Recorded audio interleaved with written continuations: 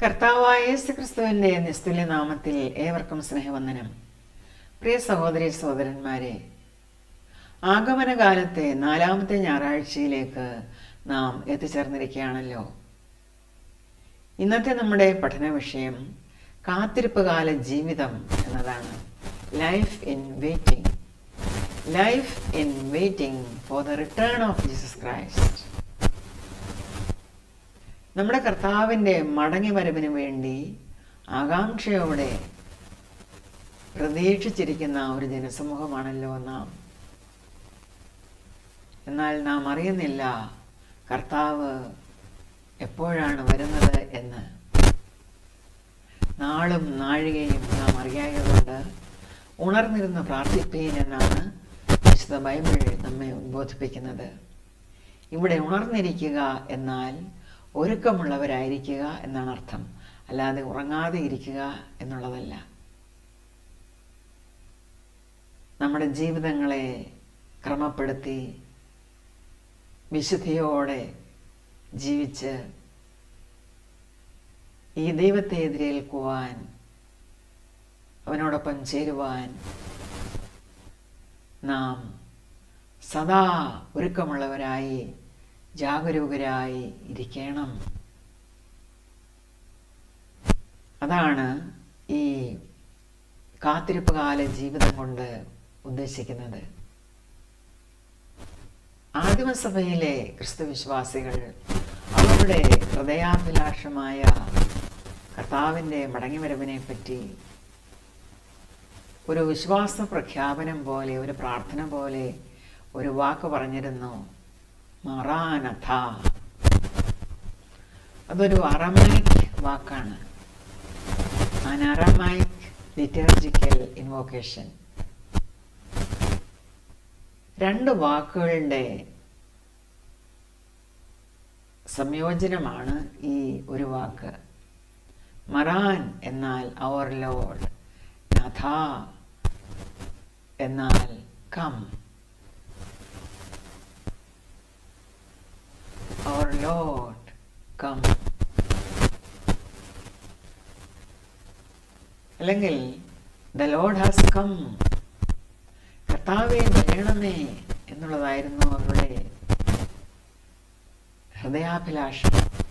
അവർ ആഗ്രഹിച്ചിരുന്നു വേഗം വരണമേ എന്ന്. ഇതാ അവൻ വന്നു കഴിഞ്ഞു. അവരുടെ ആഗ്രഹത്തിൻ്റെ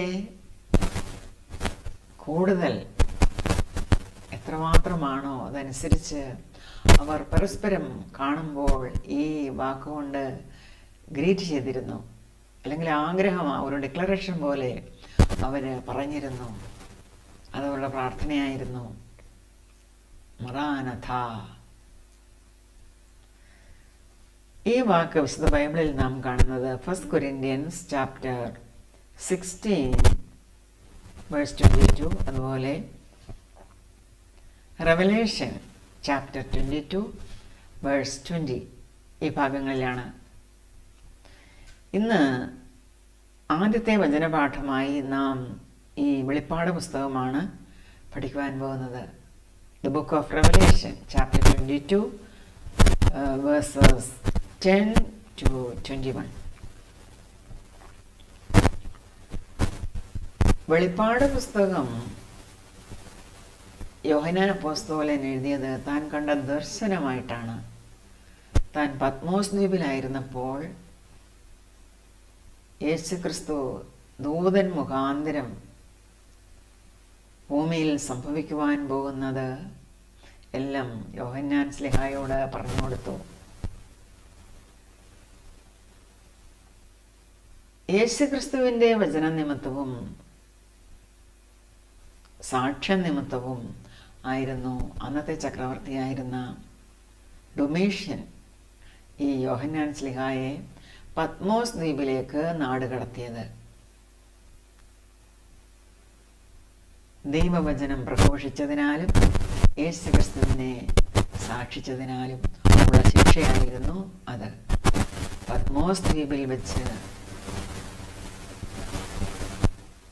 യേശുക്രിസ്തു ഒരു ദൂതനിൽ കൂടെ എന്താണ് അന്ത്യകാലത്ത് ഭൂമിയിൽ സംഭവിക്കുവാൻ പോകുന്നത്? അക്കാര്യമെല്ലാം ദർശനത്തിൽ കാണിച്ചു കൊടുത്തു. അതിൻ്റെ അവസാന ഭാഗമാണ് നാം പഠിക്കുവാൻ പോകുന്നത്.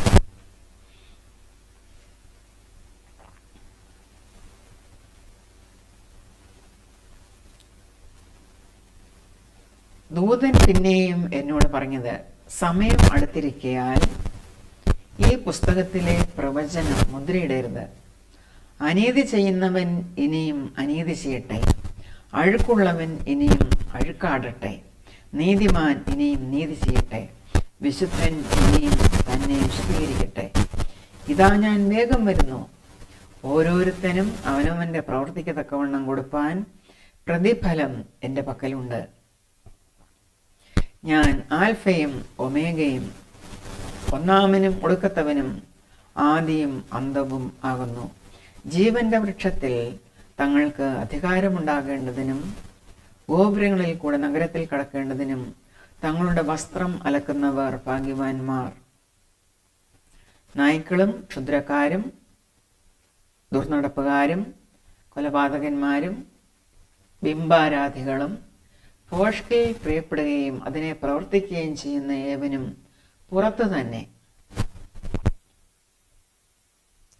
യേശു എന്ന ഞാൻ സഭകൾക്ക് വേണ്ടി നിങ്ങളോട് ഇത് സാക്ഷീകരിപ്പാൻ എൻ്റെ ദൂതനെ അയച്ചു. ഞാൻ ദാവീദിൻ്റെ വേരും വംശവും ശുഭ്രമായ ഉദയനക്ഷത്രവും ആകുന്നു.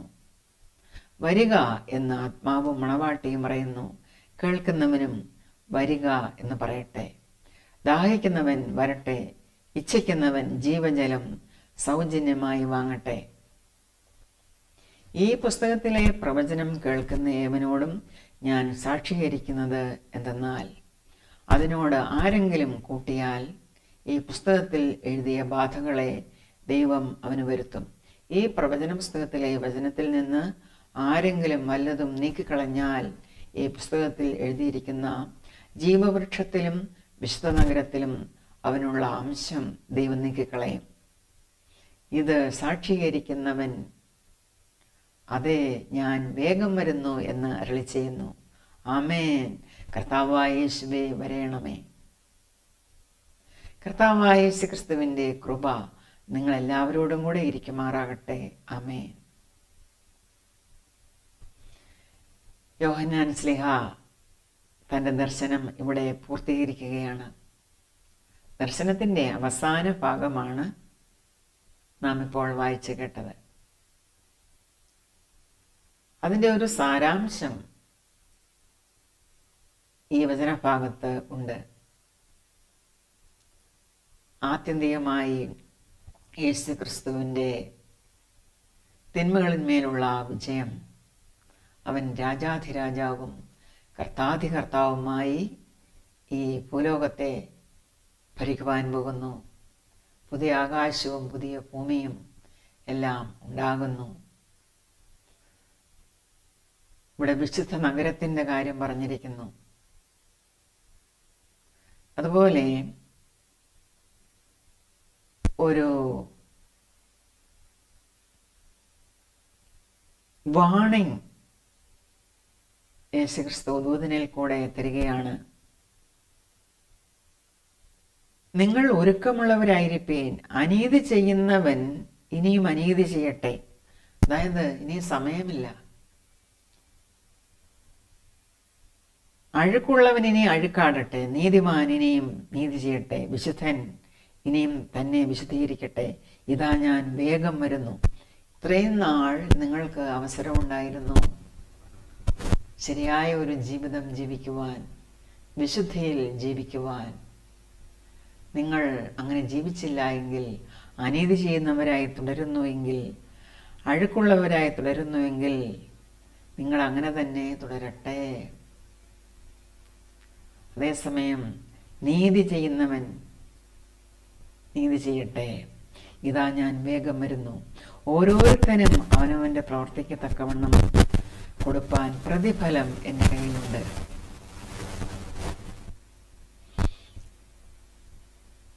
കർത്താവ് പറയുകയാണ്, ഞാൻ ആൽഫയും ഒമേഗയുമാകുന്നു. Am the first and the last, ഒന്നാമനും ഒടുക്കത്തവനുമാകുന്നു.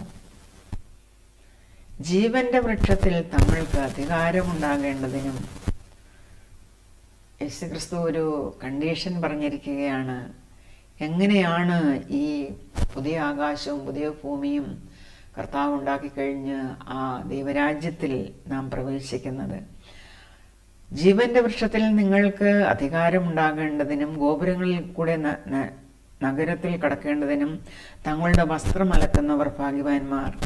ഈ വസ്ത്രം അലക്കുക എന്നാൽ കർത്താവായ യേശുക്രിസ്തുവിൻ്റെ രക്തം കൊണ്ട് നമ്മുടെ മാലിന്യങ്ങളെല്ലാം കഴുകിക്കളയുക എന്നാണ് അർത്ഥം. അതായത് കർത്താവായ യേശുക്രിസ്തു മാനവജാതിക്ക് വേണ്ടി എന്ത് ചെയ്തോ അത് നാം വിശ്വസിച്ച് അംഗീകരിച്ച് അതനുസരിച്ച് ജീവിക്കുന്നവർക്ക് മാത്രമാണ് ഈ രാജ്യത്തിൽ പ്രവേശിക്കുവാൻ കഴിയുക, ഗോപുരങ്ങളിൽ കൂടെ അകത്ത് പ്രവേശിക്കുവാൻ കഴിയുക.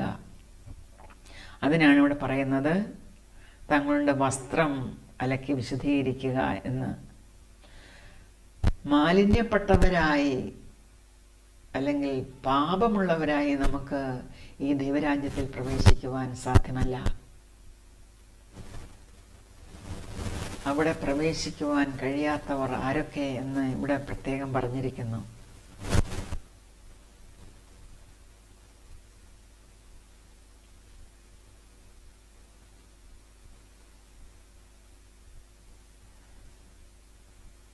ബിംബാരാധികൾ, ഭോഷ്കിൽ പ്രിയപ്പെടുകയും അതിനെ പ്രവർത്തിക്കുകയും ചെയ്യുന്നവർ, കൊലപാതകന്മാർ, ക്ഷുദ്രക്കാർ, ദുർനടപ്പുകാർ, ഇവരെല്ലാം പുറത്തു തന്നെ. അവരാരും ഈ നഗരത്തിൽ പ്രവേശിക്കുകയില്ല.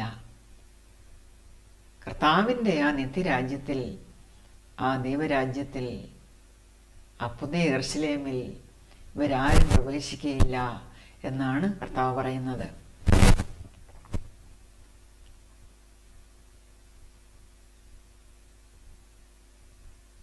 അവസാന ഭാഗത്തായിട്ട് വേഴ്സ് 20 പറയുന്നത്, ഇത് സാക്ഷീകരിക്കുന്നവൻ, അതെ ഞാൻ വേഗം വരുന്നു എന്നരുളി ചെയ്യുന്നു. ഇത് നമ്മുടെ കർത്താവായ യേശുക്രിസ്തുവിൻ്റെ വാക്ക് തന്നെയാണ്, മറ്റാരും പറഞ്ഞതല്ല. ഇതാ ഞാൻ വേഗം വരുന്നു എന്ന് കർത്താവായ യേശുക്രിസ്തു തന്നെയാണ് നമ്മോട് പറഞ്ഞത്. അതുകൊണ്ടാണ് നാം അത് വിശ്വസിക്കുന്നത്. അതുകൊണ്ടാണ് നാം അവൻ്റെ വരവിനായി കാത്തിരിക്കുന്നത്. ഈ പ്രവചനം മുദ്രയിടരുത് എന്ന് പറഞ്ഞിരിക്കുന്നതിൻ്റെ അർത്ഥം എന്താണ്? സമയം അടുത്തിരിക്കുന്നു. സമയമെടുത്തിരിക്കയാൽ നിങ്ങൾ കേട്ടുകഴിഞ്ഞ ദൈവവചനം അതിശ്രദ്ധയോടെ ഉൾക്കൊള്ളുവീൻ. ഇത് അടച്ചു വയ്ക്കുവാനുള്ളതല്ല, മറന്നു കളയുവാനുള്ളതല്ല, നാളത്തേക്ക് നീട്ടിവെക്കുവാനുള്ളതല്ല. Because the time is near. എത്രയും പെട്ടെന്ന് നാം ചെയ്യേണ്ട കാര്യങ്ങളെ പറ്റിയാണ് കർത്താവ് പറഞ്ഞിരിക്കുന്നത്. ഇതാ ഞാൻ വേഗം വരുന്നു. കർത്താവിൻ്റെ വരവിന് വേണ്ടി നാം ഒരുക്കമുള്ളവരാണോ? വിശുദ്ധിയോടെയാണോ നാം ജീവിക്കുന്നത്? ഈ കാത്തിരിപ്പിൻ്റെ കാലം, ആ ജീവിതം നാം എങ്ങനെയാണ് നയിക്കുന്നത് എന്ന് നാം ഒന്നുകൂടെ ചിന്തിക്കേണ്ടിയിരിക്കുന്നു. കാത്തിരിപ്പ് കാല ജീവിതം എങ്ങനെയുള്ളതാണ്?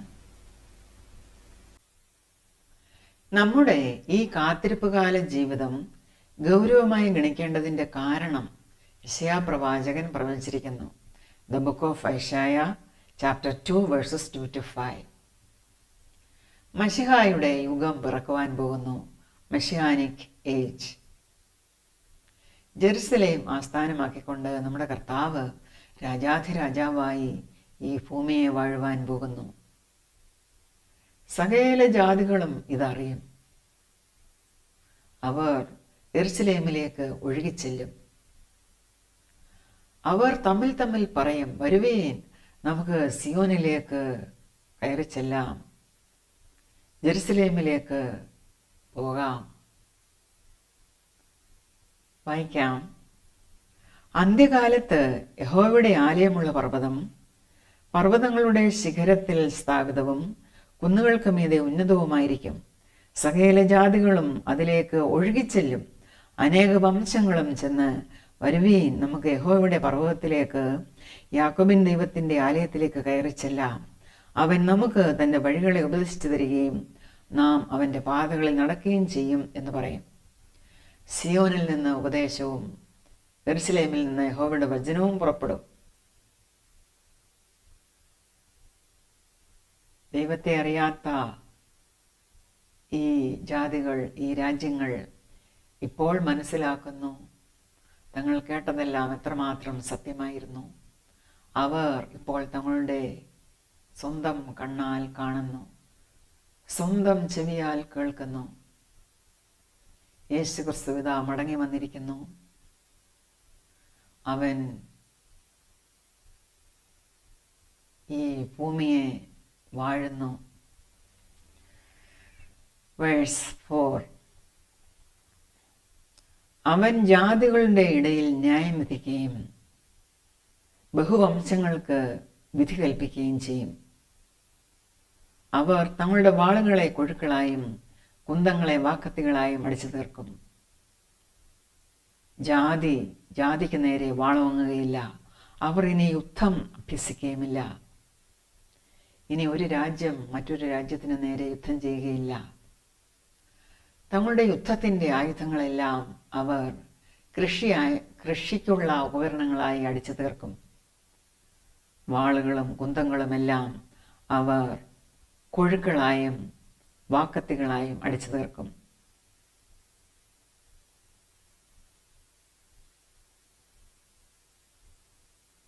യെശയ്യാവ് ഈ പ്രവചനം എഴുതിയിരുന്ന കാലത്ത് വാളും കുന്തവും ഒക്കെ കൊണ്ടായിരുന്നു രാജ്യങ്ങൾ യുദ്ധം ചെയ്തിരുന്നത്. അതുകൊണ്ടാണ് ഇങ്ങനെ ഇവിടെ എഴുതിയിരിക്കുന്നത്.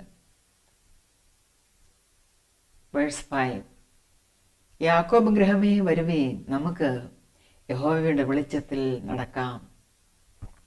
സത്യവെളിച്ചമായ യേശുക്രിസ്തുവിനെ കണ്ടവർ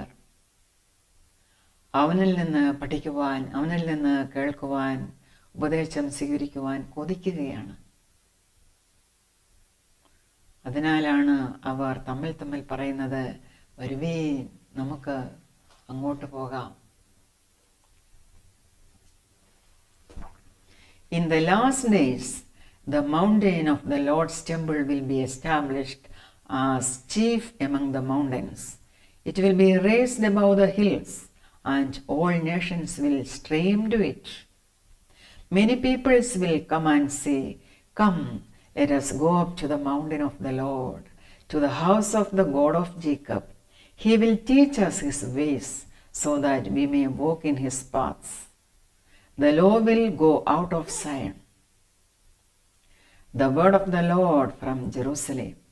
He will judge between the nations and will settle disputes for many peoples. They will beat their swords into plowshares and their spears into pruning hooks. Nation will not take up sword against nation, nor will they train for war anymore. Come, O house of Jacob, let us walk in the light of the Lord. ദൈവം മാത്രമാണ് രാജാവ്, ദൈവം മാത്രമാണ് അധികാരി, ദൈവം മാത്രമാണ് ന്യായാധിപതി. ഇത് വിശദമാക്കുന്ന സ്തുതിപ്പിൻ്റെ ഒരു സങ്കീർത്തനമാണ് നാം അടുത്തതായി പഠിക്കുവാൻ പോകുന്നത്. ഇതൊരു പ്രവചന സങ്കീർത്തനവുമാണ്. 75-ാം സങ്കീർത്തനം, Psalm 75. ദൈവമേ, ഞങ്ങൾ നിനക്ക് സ്തോത്രം ചെയ്യുന്നു, ഞങ്ങൾ നിനക്ക് സ്തോത്രം ചെയ്യുന്നു. നിന്റെ നാമം അടുത്തിരിക്കുന്നു. ഞങ്ങൾ നിന്റെ അതിശയ പ്രവൃത്തികളെ ഘോഷിക്കുന്നു. സമയം വരുമ്പോൾ ഞാൻ നേരോടെ വിധിക്കും.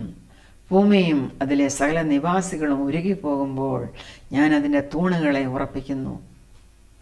ഡംഭം കാട്ടരുതെന്ന് ഡംബികളോടും കൊമ്പുയർത്തരുതെന്ന് ദുഷ്ടന്മാരോടും ഞാൻ പറയുന്നു. നിങ്ങളുടെ കൊമ്പ് മേലോട്ടുയർത്തരുത്, ശാഠ്യത്തോടെ സംസാരിക്കുകയുമരുത്. കിഴക്ക് നിന്നല്ല, പടിഞ്ഞാറ് നിന്നുമല്ല, തെക്ക് നിന്നുമല്ല ഉയർച്ച വരുന്നത്. ദൈവം ന്യായാധിപതിയാകുന്നു. അവൻ ഒരുത്തനെ താഴ്ത്തുകയും മറ്റൊരുത്തനെ ഉയർത്തുകയും ചെയ്യുന്നു. യഹോവയുടെ കയ്യിൽ ഒരു പാനപാത്രമുണ്ട്, വീഞ്ഞു നുരയ്ക്കുന്നു, അത് മദ്യം കൊണ്ട് നിറഞ്ഞിരിക്കുന്നു. അവൻ അതിൽ നിന്ന് പകരുന്നു, ഭൂമിയിലെ സകല ദുഷ്ടന്മാരും അതിൻ്റെ മട്ട് വലിച്ചു കുടിക്കും. ഞാനോ എന്നേക്കും പ്രസ്താവിക്കും, യാക്കോബിൻ്റെ ദൈവത്തിന് സ്തുതി പാടും. ദുഷ്ടന്മാരുടെ കൊമ്പുകളൊക്കെയും ഞാൻ മുറിച്ചു കളയും, നീതിമാന്മാരുടെ കൊമ്പുകളോ ഉയർന്നിരിക്കും.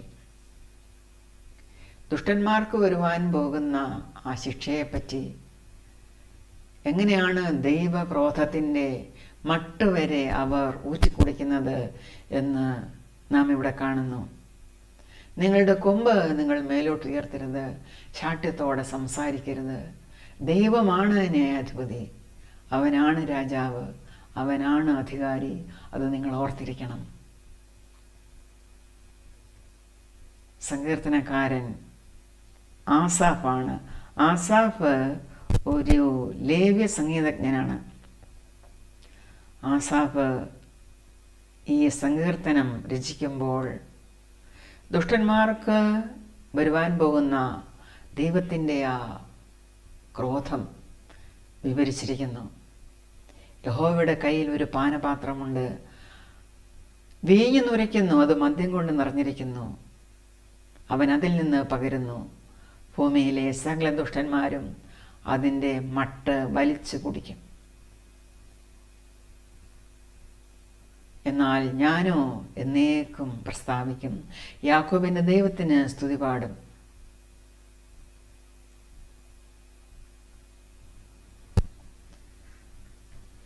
ദൈവത്തിൻ്റെ സർവാധിപത്യം, സർവാധികാരം, അത് നാം അംഗീകരിക്കണം. ദൈവത്തിൻ്റെ രാജ്യത്തിൽ, അല്ലെങ്കിൽ ഇന്ന് നാം പഠിച്ച ആ മെഷാനിക് ഏജിൽ, മെശായുടെ യുഗത്തിൽ അതാണ് സംഭവിക്കുവാൻ പോകുന്നത്. നമ്മുടെ ഈ കാത്തിരിപ്പിൻ്റെ ഈ കാലത്തിൽ എങ്ങനെയാണ് നമ്മുടെ ജീവിതം നാം ചിലവഴിക്കേണ്ടത്? ദുഷ്ടന്മാരെ പോലെ കൊമ്പുയർത്തി ധിക്കാരത്തോടെ സംസാരിക്കുന്നവരാണോ നാം? ശാഠ്യത്തോടെ സംസാരിക്കുന്നവരാണോ നാം? അവിടെയെല്ലാം നമ്മുടെ ജീവിതം നാം ക്രമപ്പെടുത്തേണ്ടതായുണ്ട്. We give thanks to you, O God. We give thanks, for your name is near. Men tell of your wonderful deeds. You say, I choose the appointed time. It is I who judge uprightly. When the earth and all its people quake, it's I who hold its pillars firm. അവിടെ സേല എന്ന വാക്ക് നാം കാണുന്നു. നാം ഈ വായിച്ച 2-3 വാക്യങ്ങൾ ഒന്നുകൂടെ നാം വായിക്കുവാനാണ് അവിടെ സേല പറയുന്നത്. Stop and listen, stop and meditate.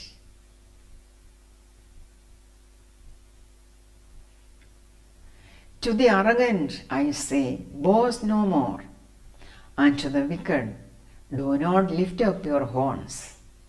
Do not lift your horns against heaven. Do not speak with outstretched neck. No one from the east or the west or from the desert can exalt a man, but it is God who judges. He brings one down, he exalts another. In the hand of the Lord is a cup full of foaming wine mixed with spices. He pours it out, and all the wicked of the earth drink it down to its very dregs.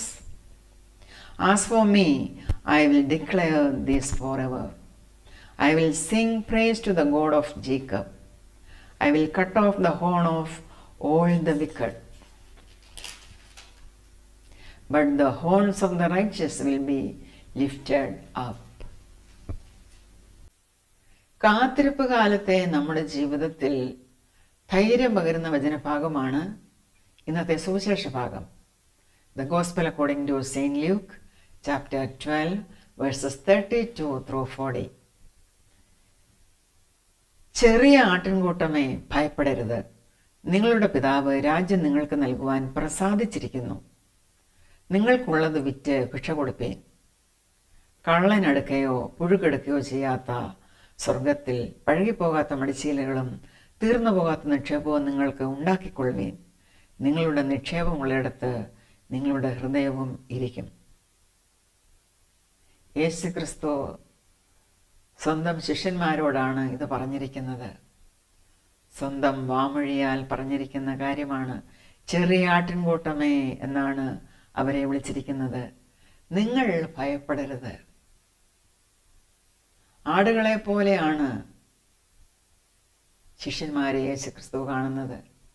യേശുക്രിസ്തുവിൽ വിശ്വസിക്കുന്നവർ, യേശുക്രിസ്തുവിൻ്റെ അനുയായികൾ ആടുകളെ പോലെയാണ്.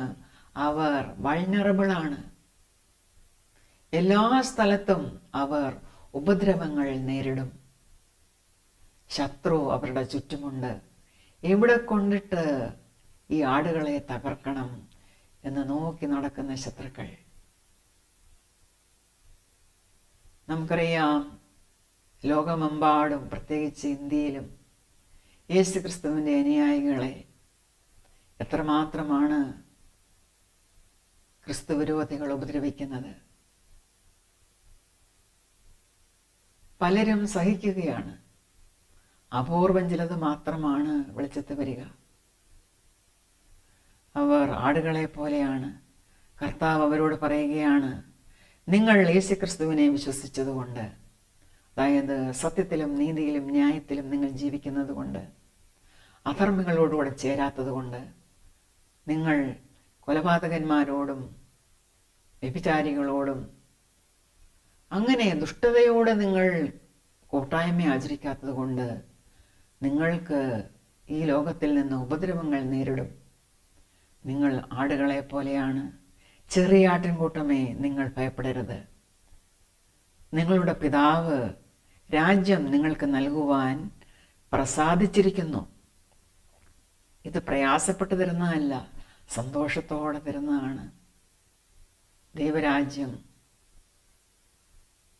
പീഡിപ്പിക്കപ്പെടുന്ന നമുക്ക് തരുവാൻ ദൈവം പ്രസാദിച്ചിരിക്കുന്നു.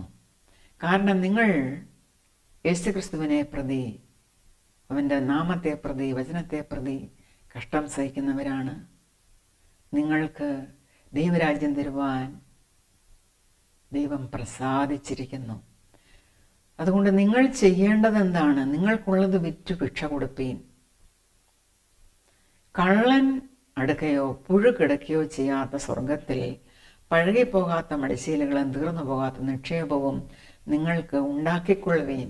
എന്തിനാണ് യേശു ഇത് പറയുന്നത്?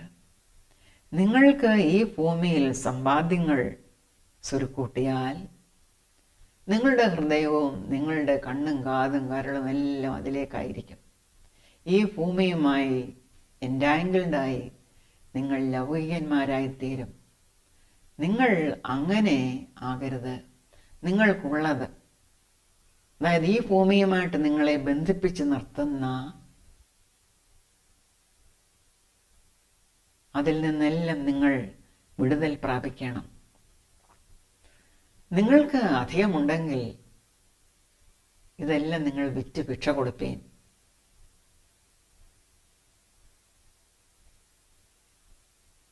ലൗകികമായി അല്ലെങ്കിൽ ജഡീകമായ ചിന്തകൾ,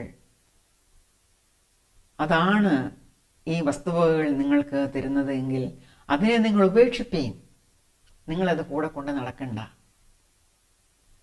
കാരണം നിങ്ങളുടെ എയിം നിങ്ങളെ വിട്ടുപോകും. നിങ്ങളുടെ ശ്രദ്ധ മാറിപ്പോകും. നിങ്ങളുടെ നിക്ഷേപമുള്ളിടത്ത് നിങ്ങളുടെ ഹൃദയം ഇരിക്കും. നിങ്ങളുടെ നിക്ഷേപം ഭൂമിയിലാണെങ്കിൽ നിങ്ങൾ അതിന്മേലാണ് ദൃഷ്ടി വയ്ക്കുന്നത്. ഇതെങ്ങനെ കൈകാര്യം ചെയ്യണം, ഇതെങ്ങനെ കൂടുതൽ കൂടുതൽ സ്വരുക്കൂട്ടി വയ്ക്കാം, കൂടുതൽ റിച്ച് ആകുന്നത് എങ്ങനെയാണ് എങ്ങനെയാണ് പ്രമാണിയാകുന്നത് എന്നെല്ലാമായിരിക്കും പിന്നെ നിങ്ങളുടെ ചിന്ത.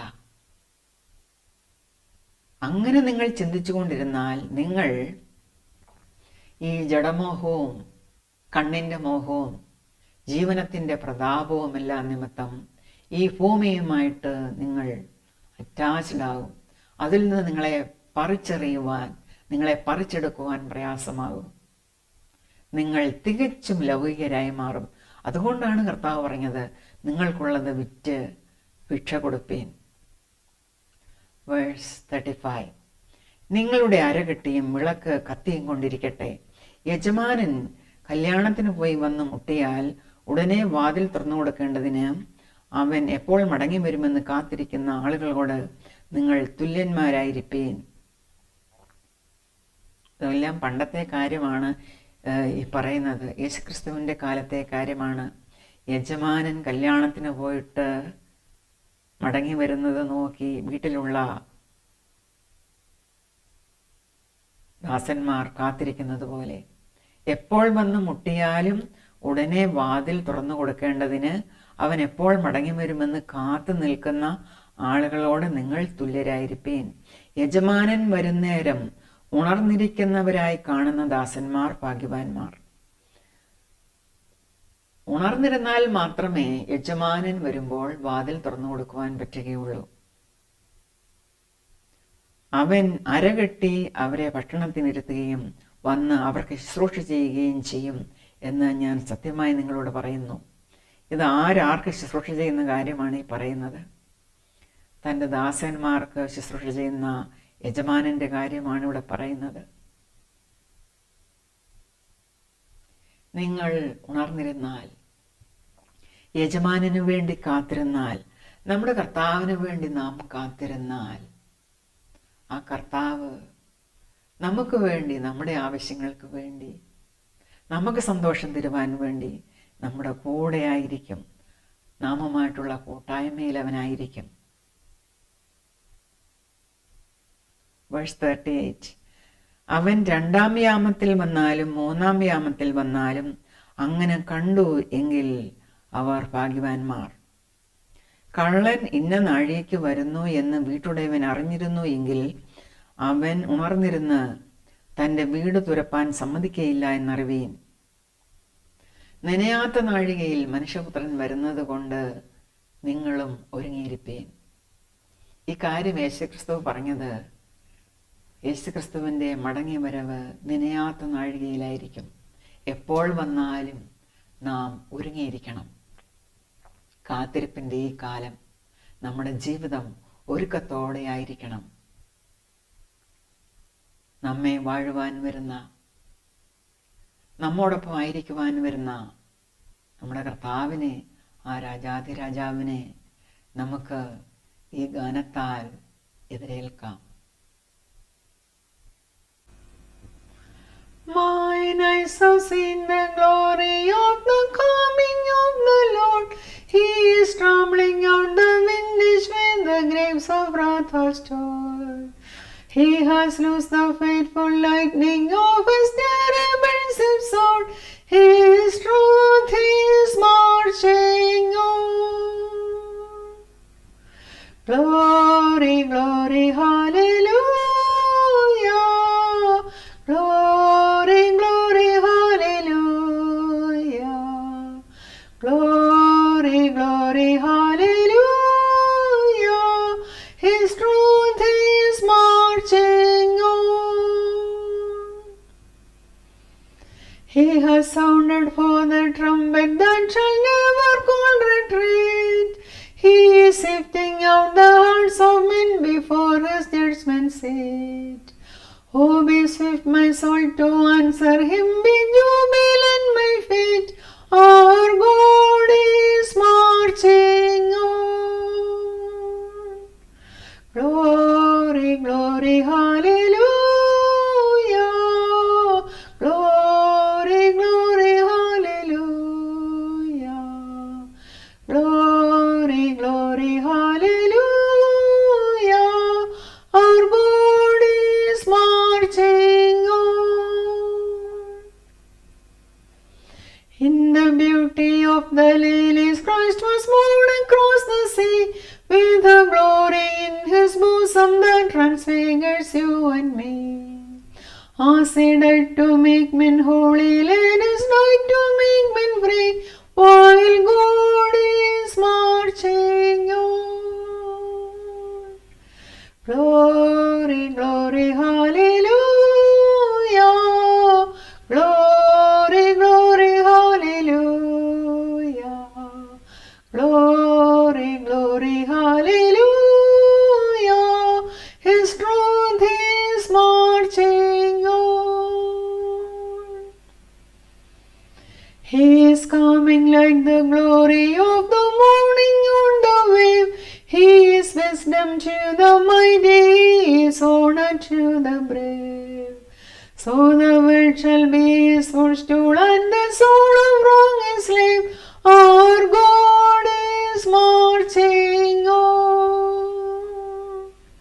Glory, glory, hallelujah. Glory, glory, hallelujah.